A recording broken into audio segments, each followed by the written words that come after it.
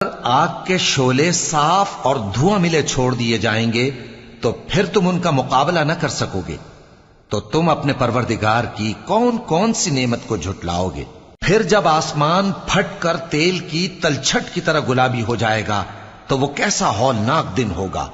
تو تم اپنے پروردگار کی کون کون سی نعمت کو جھٹلاؤ گے؟ تو اس روز نہ تو کسی انسان سے اس کے گناہوں کے بارے میں پرسش کی جائے گی اور نہ کسی جن سے،